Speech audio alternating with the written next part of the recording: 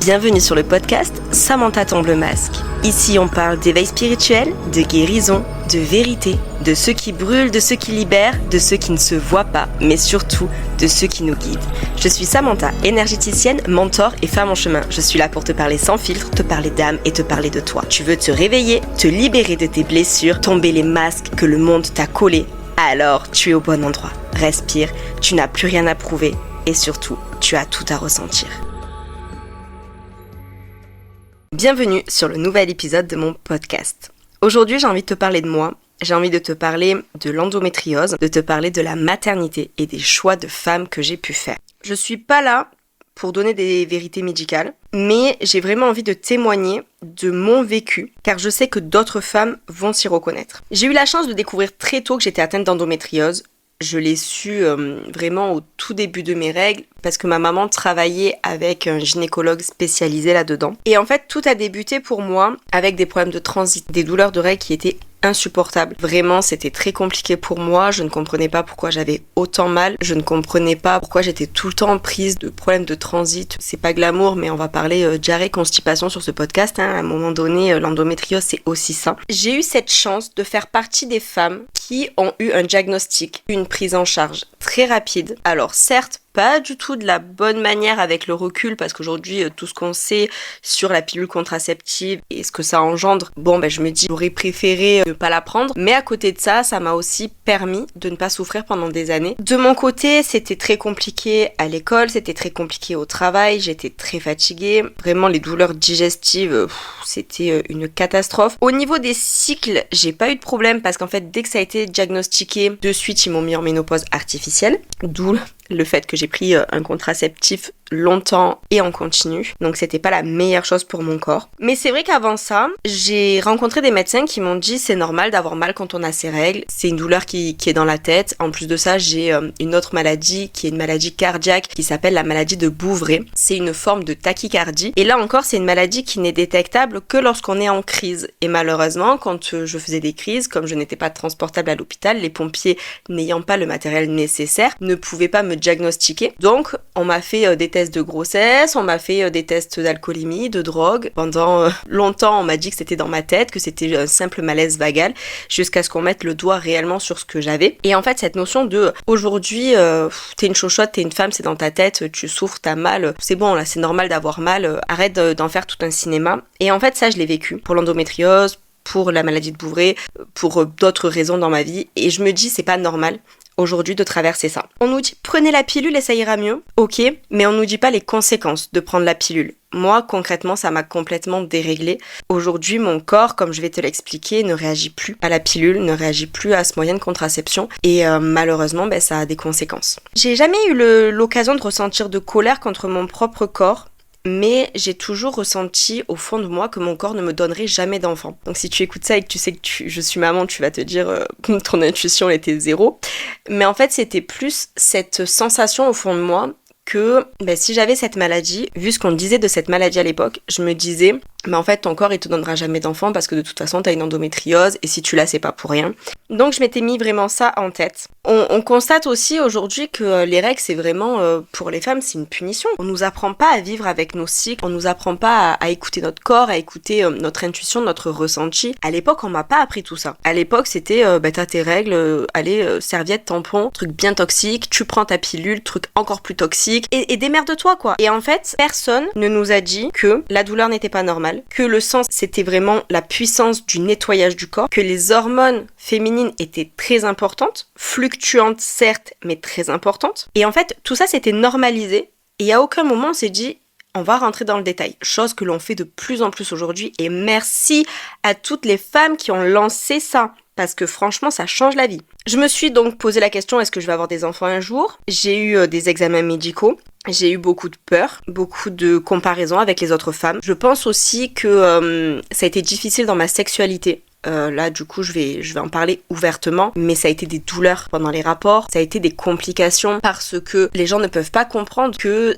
les douleurs arrivent par cycle. Même si je n'ai pas mes règles, pas avoir mes règles, ça a aussi énormément joué sur mes envies. Vraiment, ma sexualité entière en a été impactée. Et en fait, je me suis dit, est-ce que je suis normale? Donc clairement, là, je me disais, non, je suis pas normale, parce que quand je vois les autres jeunes femmes de mon âge qui n'ont pas l'air de souffrir de ce que je souffre, qui vivent une vie tout à fait normale, ou en apparence normale, parce que beaucoup portent un masque aussi et ne montrent pas ce qu'elles traversent réellement. Du coup, ça a été très compliqué pour moi. Surtout que je voulais des enfants. Je voulais un enfant surtout. Pas forcément des, mais je voulais un enfant. C'est quelque chose qui, pour moi, la maternité est un peu l'accomplissement, l'aboutissement de ma vie. Avec le recul, non. Mais à l'époque, quand j'avais 18-19 ans, je me disais ça en fait. Que pour moi, c'était, je voulais être mère, absolument. Ça a toujours été naturel pour moi. J'ai toujours été proche des enfants, j'ai toujours adoré les enfants. Ça a toujours été un choix assumé que de vouloir des enfants, mais ça a été toujours très compliqué et j'ai pas voulu me précipiter là-dedans non plus. Non, concrètement, je voulais avoir une stabilité financière, je voulais avoir une stabilité de l'emploi, je voulais être accomplie en tant que femme avant d'être mère et ça, je suis fière d'avoir réussi à l'accomplir. Suite à mes doutes, à ma maladie, je ne savais pas comment ça allait se passer pour avoir un enfant et puis j'ai été en couple avec une personne qui me semblait être la bonne personne avec qui je voulais des enfants. Je vivais avec cette personne. Souvent, ça nous arrivait de rigoler, de nous dire ah ben tiens, si on avait un enfant, comment on l'appellerait? On avait même choisi un prénom. Et de temps en temps, quand je lui disais tiens, j'ai quelque chose à te dire, il me disait ah ça y est, t'es enceinte. Et en fait, c'était des petites vannes comme ça, mais qui venaient creuser quelque chose dans mon esprit qui était oui, mais si je ne peux pas être mère. Et au final, j'ai arrêté de prendre la pilule à cette période-là parce que j'avais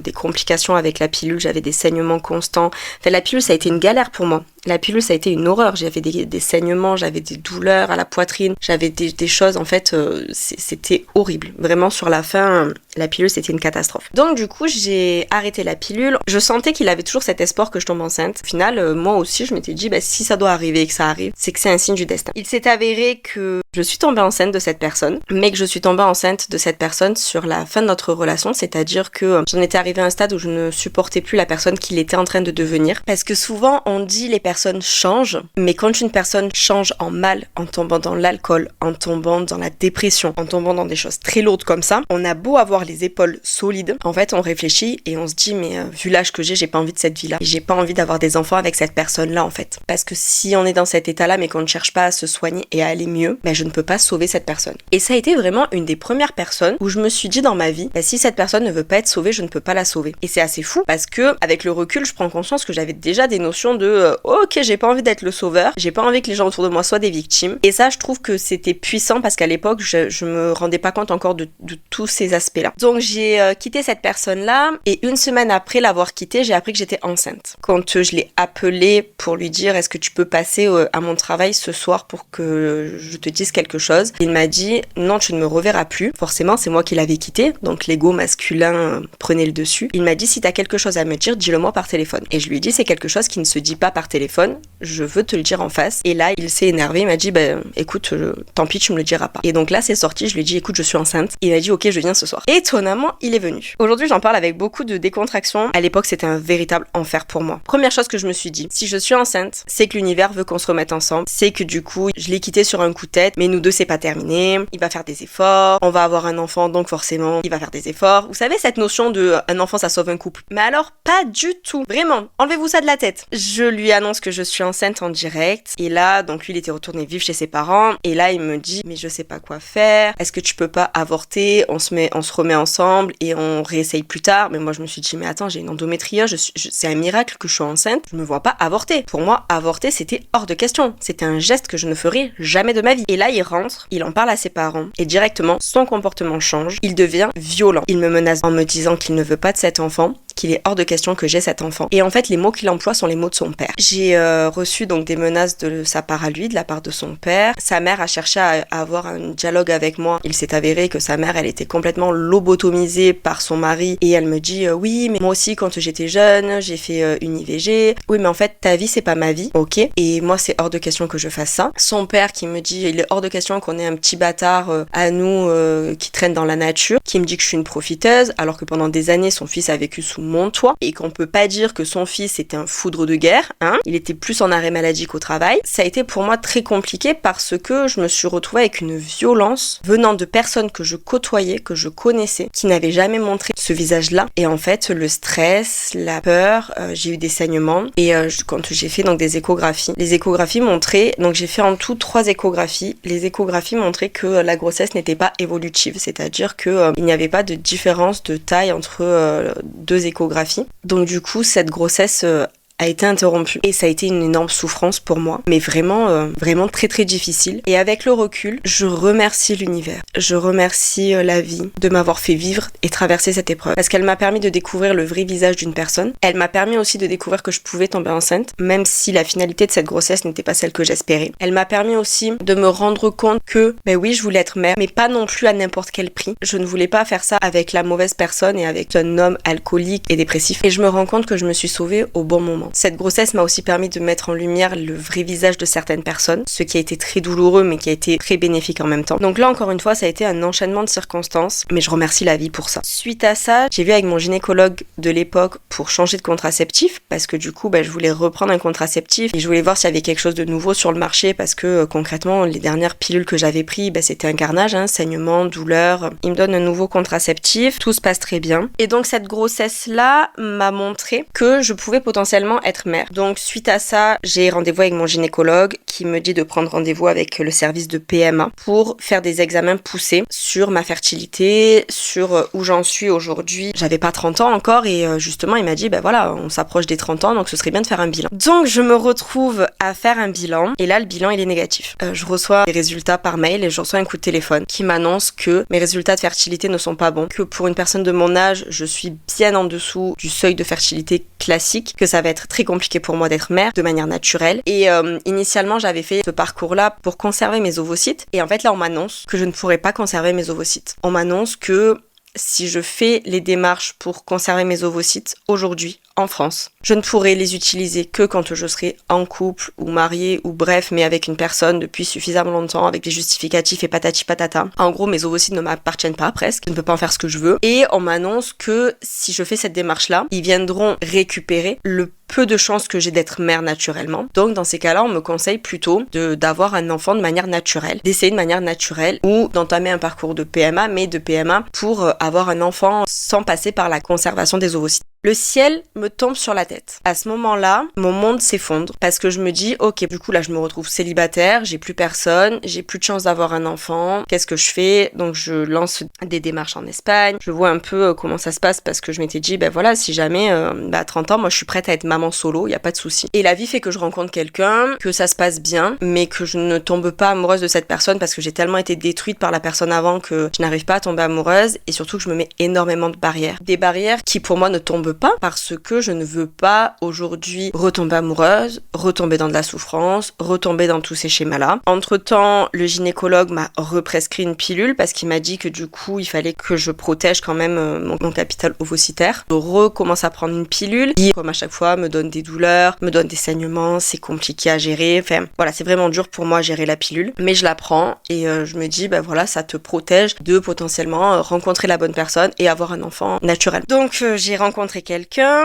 Je me voyais pas avoir un enfant avec cette personne-là parce que j'étais pas amoureuse, parce que il manquait quelque chose dans notre relation. Et là, mon monde s'effondre une deuxième fois, mais pas pour les mêmes raisons. C'est que là, je me dis, je suis enceinte. Une grossesse qui, on va pas se mentir, n'est pas désirée. Pas qu'elle n'est pas désirée dans le sens où je ne veux pas être mère, mais dans le sens où elle arrive pas au bon moment. Je ne dis pas que j'ai jamais désiré ma fille, loin de là. J'étais la femme la plus heureuse au monde d'être enceinte, mais en même temps, j'étais la femme la plus paniquée au monde parce que j'étais pas enceinte de la bonne personne et pas enceinte au bon moment. Et quand il sait que je suis enceinte, il y a tout qui change. Je le savais depuis le début que c'était pas la personne avec qui je voulais un enfant, mais quand les choses nous tombent dessus comme ça, c'est compliqué. Il connaissait mes problèmes de santé, on en avait parlé plusieurs fois. Et à côté de ça, il m'annonce qu'il n'est pas prêt à être père. Et quand il m'annonce ça, je me suis pas effondrée, mais je lui ai dit ok, toi t'es pas prêt à être père, mais moi je suis prête à être mère. Donc on fait un deal. Tu renonces à tes droits parentaux et moi je renonce à toute demande de pension alimentaire. Je t'imposerai pas une paternité, mais je veux en retour que tu ne puisses pas revenir dans la vie de ma fille comme bon te semble. Je suis son seul parent et j'ai cette fierté de dire que je fais en sorte chaque jour qu'elle ne manque de rien. Donc l'univers m'a mis ma fille sur ma route, ce qui a changé ma vie. Ma fille a changé ma vie. Son prénom n'est pas non plus un hasard. Son prénom est très fort de sens et de signification pour moi. J'ai inventé son prénom. Et je sais que malgré toutes les épreuves que j'ai pu traverser, en lien avec la maternité, mais je sais qu'aujourd'hui c'est ma force. D'ailleurs, quand je suis tombée enceinte et que j'ai appelé le service de PMA pour leur demander une prise de sang pour un test de grossesse, elle m'a dit mais comment ça? Et quand elle a eu les résultats et qu'elle a su que c'était sous contraceptif avec mes taux de fertilité qui étaient au ras des pâquerettes, elle m'a dit je ne peux pas l'expliquer. Donc vraiment je sais que l'univers ce jour-là, à cette période-là, il avait décidé que c'était maintenant. Et je l'en remercie parce que il y a vraiment pas eu de hasard dans ce passage de ma vie. J'ai vécu un accouchement très difficile. La seule chose qui m'a maintenue forte pour mon accouchement, ça a été vraiment ma fille. J'ai fait une grosse dépression. Et je remercie mes sages-femmes qui m'ont accompagnée, mais d'une manière totalement fabuleuse, parce que c'est grâce à elles que j'ai pu surmonter cette dépression. Et qu'aujourd'hui, je peux parler de mon accouchement, je peux parler de cette période de ma vie sans pleurer, même si l'émotion est là, parce qu'elles m'ont permis de réaliser beaucoup de choses. Suite à ça, donc j'ai élevé ma fille seule. J'ai rencontré une personne formidable, qui aujourd'hui est dans ma vie. Et je sais que beaucoup de personnes ne sont pas au courant de ce passage de ma vie, mais je suis tombée enceinte. Et en fait, aujourd'hui, c'est une certitude pour moi. Je ne veux pas d'autres enfants. Je suis très heureuse avec ma fille. Mon compagnon a un enfant aussi. Et en fait, je trouve qu'on est déjà une famille assez complète comme ça. Et je suis tombée enceinte, sous contraceptif aussi. Et c'est là où je me dis, en fait, la vie m'a aussi mis des épreuves. Parce que pour quelqu'un qui ne pouvait pas avoir d'enfant, je suis quand même tombée enceinte plusieurs fois sous contraceptif et je me dis c'est quand même hallucinant. Et j'ai interrompu cette grossesse parce que je me voyais pas être mère et pour moi je suis sûre que je ne veux plus d'enfant. Aujourd'hui je sais pertinemment que ma fille me comble de joie, que ma vie est parfaite telle qu'elle est aujourd'hui et avoir un autre enfant ce serait avoir du stress en plus, avoir de la pression en plus et je ne veux pas vivre ça. Je suis très heureuse dans cette configuration familiale, famille recomposée mais famille heureuse. Et du coup j'ai interrompu cette grossesse et ça a été malgré que ce soit un choix en pleine conscience et pleinement réfléchi, c'est un choix que je n'aurais jamais imaginé faire dans ma vie. C'est une décision que j'aurais jamais imaginé avoir à prendre dans ma vie. Et malheureusement, j'ai eu à la prendre. Et ça a été une décision déchirante parce qu'aujourd'hui, c'est un acte qui est mal vu. Parce qu'aujourd'hui, pour en avoir parlé à beaucoup de femmes autour de moi, c'est un acte qui peut être jugé, même si je l'ai fait en pleine conscience et même si je regrette absolument pas mon choix, je sais que c'était la meilleure chose à faire et c'est jamais évident à vivre et à traverser. Aujourd'hui, je sais que je suis à l'écoute de mon corps, à l'écoute de mes cycles. Je ne prends plus de contraceptifs, mais j'écoute vraiment mon corps, mes besoins. Étonnamment, j'ai plus de douleur au niveau de mes règles, j'en ai très peu. Enfin, vraiment, comparé à ce que j'ai pu avoir à une époque, je n'en ai plus du tout. J'ai un cycle qui est relativement régulier. Je sais qu'aujourd'hui, voilà, je vis avec cette endométriose, je vis avec ces décisions de vie, je vis avec tout ça. Et je remercie aussi toutes les femmes qui transmettent leurs astuces, qui transmettent leurs connaissances sur le corps féminin, sur les cycles, sur l'endométriose, sur toutes les maladies, parce qu'aujourd'hui, je suis en suspicion de SOPK et du coup, ça va être un nouveau combat qui va s'ouvrir. Et en fait, je me dis, c'est pas grave, j'accueille. Et je me fais pas de soucis pour la suite. Aujourd'hui, je sais que mon corps a pu être brisé, a pu être pour moi une source d'angoisse, de peur, de stress. Mais je sais aussi que mon corps, il m'a permis de m'ouvrir à mon âme. Aujourd'hui, ma fille, c'est devenue la lumière qui a tout éclairé. Donc je remercie la vie de l'avoir mis sur mon chemin. Je sais aussi pourquoi j'ai dû passer par l'IVG, parce que ça m'a permis d'accompagner des femmes qui traversaient la même chose. Et là, j'ai juste envie de te dire, fais-toi confiance. Écoute ton corps quand ton corps te parle. Écoute tes douleurs, écoute tes difficultés. Aujourd'hui, honore ta douleur comme un message. Elle t'invite à prendre soin de toi et à chercher les réponses même quand personne t'écoute. Si ton corps il t'envoie des messages, écoute-les parce que derrière la douleur, il y a peut-être ta plus grande renaissance. Quand tu comprends ce que tu as, tu es en capacité d'avancer. Tu ne vis plus la douleur de la même manière. Aujourd'hui, je sais que ce parcours de vie, que ce soit les difficultés à être mère, que ce soit la maternité pas comme je l'avais imaginé, ou que ce soit les décisions de vie que j'ai dû prendre alors que j'aurais jamais imaginé avoir à les prendre. Mais tout ça, ça fait partie de ma vie, ça fait partie de mon chemin. Et je suis fière de la femme que je suis aujourd'hui. Parce que je suis restée alignée à mes décisions, même si elles sont parfois douloureuses. Elles m'ont permis aujourd'hui d'être sereine et en paix. J'espère que cet épisode t'a plu. Aujourd'hui, une fois de plus, j'ai tombé le masque. Et toi, tu attends quoi? Si tu veux continuer ce chemin à mes côtés, abonne-toi et partage cet épisode. Pour échanger sur cet épisode, me donner ton ressenti et ton point de vue. Retrouve-moi sur samantha.ruiz.soulhealing. Tu y trouveras des guidances, des prises de conscience et des petites pépites énergétiques à glisser dans ton quotidien. Tu peux aussi écouter mon autre podcast, Les Fêlés du système, où là j'y parle santé, atypie, famille et guérison. guérison accompagnée d'Isabelle Gonin, une thérapeute, une zoothérapeute je dirais même. Je prends aussi des personnes en séance pour des soins énergétiques ou des guidances. Tu peux retrouver tout ça sur mon Instagram. Alors toi, est-ce que t'es prête à tomber un masque de plus? Parce que moi oui, je te dis à très vite dans tes oreilles.